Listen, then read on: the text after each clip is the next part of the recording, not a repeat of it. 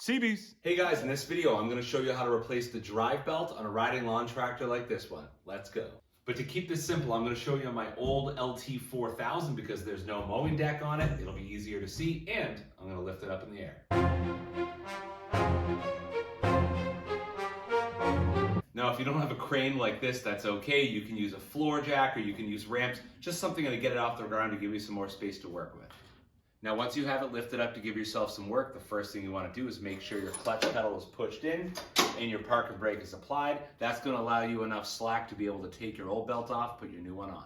Now, to show you what I mean, look how tight the belt is now, and then when you push the clutch in, you have a lot more slack. It's going to make it a lot easier to take the belt off. Now, if you get nervous or apprehensive about doing this, there's typically a diagram underneath one of the floorboards you can follow just in case you get stuck.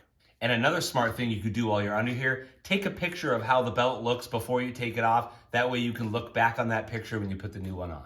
Now I'm going to show you from a side view. So here's the front of the mower. If you go underneath, you're going to see this long shaft with two pulleys, one down here, and then there's going to be one up top. And this is where your drive belt sits.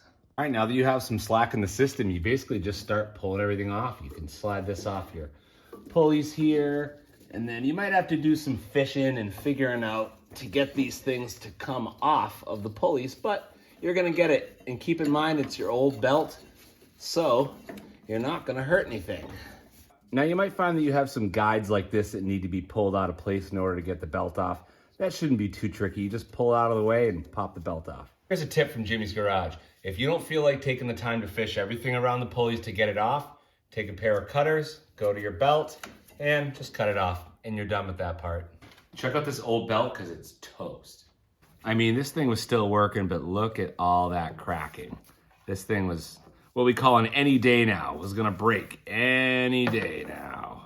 So glad that's out of here. Now we got the new one, let's throw it in. Now I like to start in the back with the big pulley right above the transmission. All you gotta do to start is just get it past this little bump here, and you can do that just by pushing right past it.